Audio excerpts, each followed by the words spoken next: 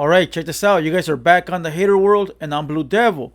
What we have going on today is a video of Trax NYC over at the NoJumper podcast.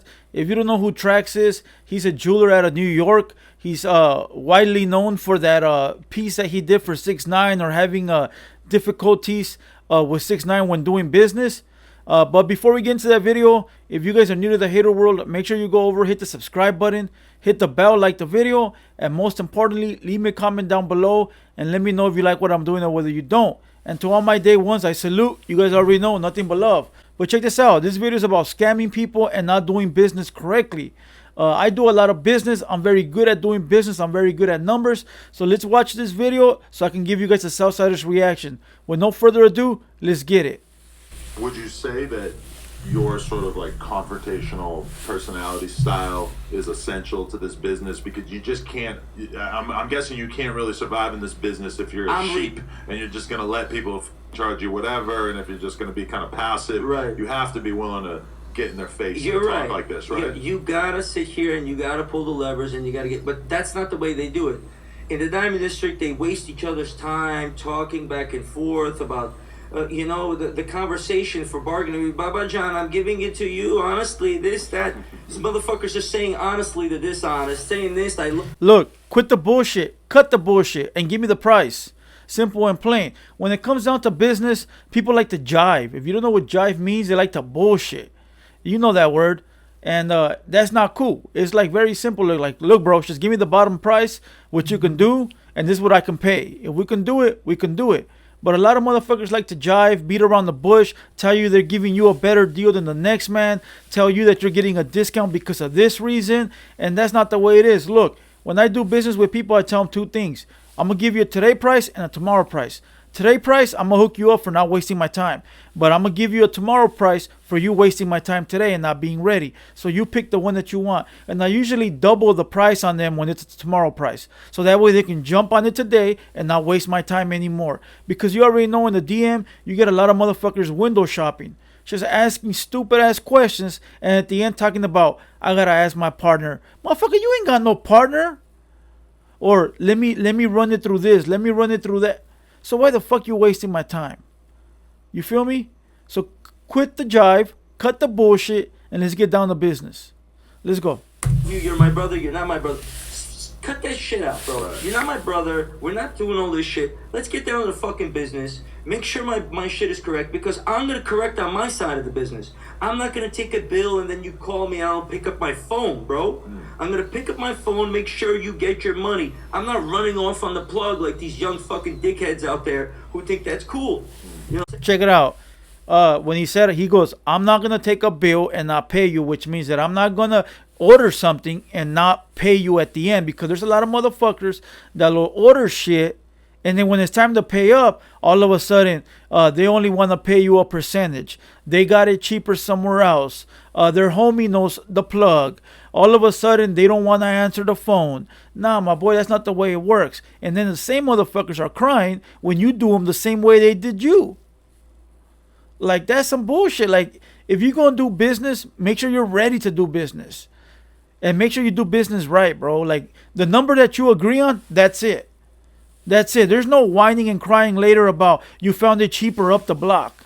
Nah, you're not committed to me. So if you commit to the price and to the product or the job, commit to paying.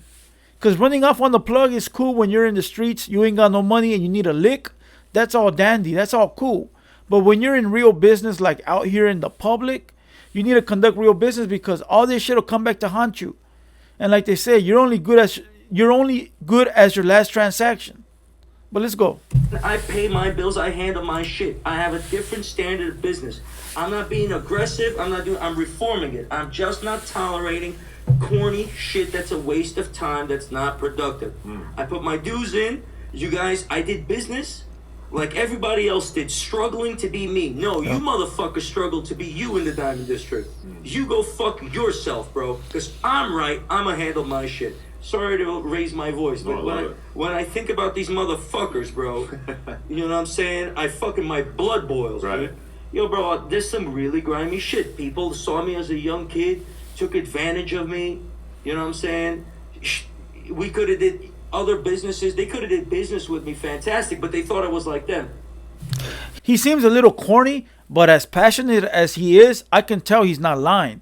He grinded and hustled to where he's at right now. And when the motherfucker comes and takes advantage of you, then all of a sudden they're taking your entire business and everything you work for and throwing it in your face and laughing at you.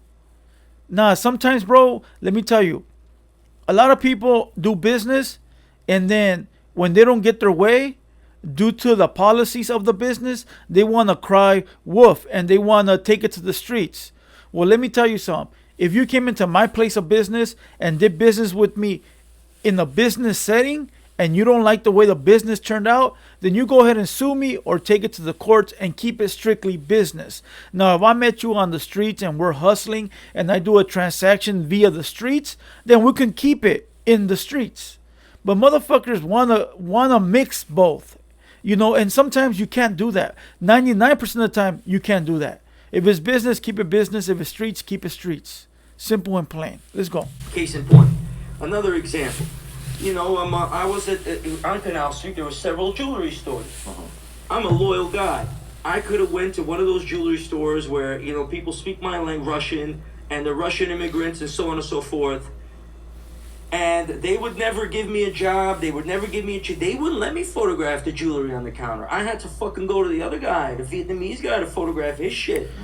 They would be like, buy it now. All this ghetto, corny business style. You know what I'm saying? They couldn't comprehend that if you take me in, give me a job, I'll be able to move your entire inventory on eBay within 3 years and make you millions. See, he had a vision. A lot of these jewelry shops are all mom and pops, right? At least the ones that are like in the ghetto or the hood, or even some of the big ones, right? Not your Daniel's Jewelers, not your K Jewelers, but a lot of the old ones are like mom and pops, right? And they don't fuck with like the internet or like online sales. You know, they like that. You come in, you pay for it, you leave. They ain't trying to ship shit. They don't want to take photos. So they're sort of stubborn and stuck in their ways.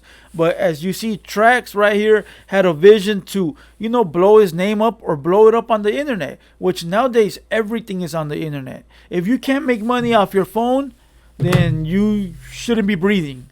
Because you can really sell anything on the phone or the computer. That's where the money's at now. You know, yeah, brick and mortar will bring you in money. And for those that don't know what a brick and mortar is, it's an actual business, a brick business, which means you have a shop, a location. Yeah, money comes in, but it doesn't always come in. You know, not daily, not hourly, not weekly, not minutes, nothing. But on the internet, your shit gets viewed all day, every day. So that's the new age of making money, is on the internet. And from what it looks like here, Trax had a vision and nobody wanted to see that vision. Now that this motherfucker's on top of his game, everybody wants to come crawling back. But it's too late. Let's go. Still couldn't figure that. I still see the motherfucker, you know, he's a good guy, or a friend of mine, whatever it is. An older dude, like 65 years old. I still see him. I say, yo, bro, you know, I sell $2.5 million worth of jewelry a month. I ask him, why couldn't you give me a fucking job for $8 an hour when I was 19 years old, bro? 18 years old when I came to you. Why couldn't you make me that offer? Because I moved $220 million worth of inventory. We could have did that together. You could have gave me a shortcut. I could have moved 400.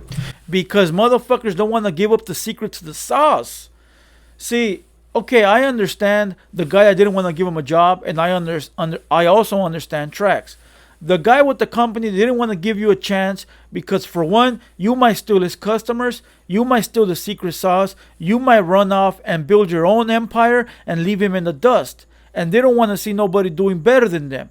That's all understandable, right? But from Trax's point of view, we could have made money together, we could have grown this business, and I could have moved you up in the ranks as I moved myself up in the ranks. It's a tricky business because you don't know who to trust. Trust me, I've had a few businesses and I give people a chance and they steal all my plugs, all my connects, all my info, and they run off. And at the end of the day, I could have really helped them navigate if they would have just stayed loyal. It's a tricky business, and this goes for everything, not only the jewelry business, any kind of business. It's hard trusting somebody with what you've built, you know. So I understand the guy that didn't want to give him a job. But let's go. 600 million. Right. But you couldn't have the insight, could you?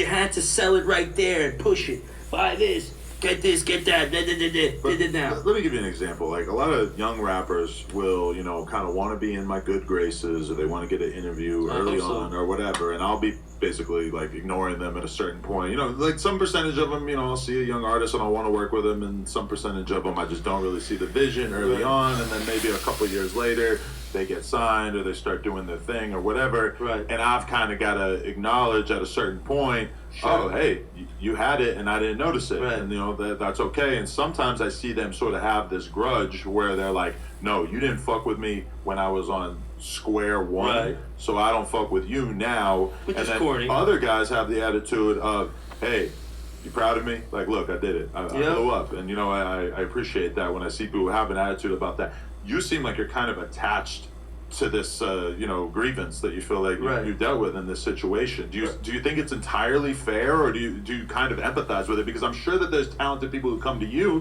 now who want to fuck with you, and, you know. Hey, but that goes both ways right there, because I've had people hit me up for interviews, and I'm not at the position that I want to be at yet to give anybody an interview.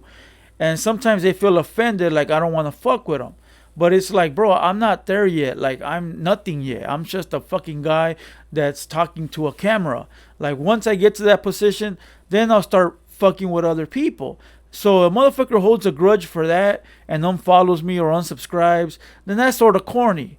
You know, but then you also got to understand, it's like, you know, if that one person I didn't want to give an interview to blows up, they look at me like he didn't want to fuck with me. But in all true reality, that's not the way it works. It's just like you weren't at that platform yet. Like you weren't there yet, and I wasn't there yet. You know, either I'm not there yet, or you're not there yet, and we just don't mix yet. You know, it all has to happen organically. You can't force nothing to happen. You know, so shout out to Adam, but at the same time, if there's an artist that's coming up, you know, it's hard to, I mean, imagine an artist hits you up and you got 300 subscribers and he wants an interview. What you gonna say? Oh yeah, come on through. Nobody knows who the fuck this guy is. You know, but then he blows up. Makes you look like you don't want to fuck with him, but nah, it's just business.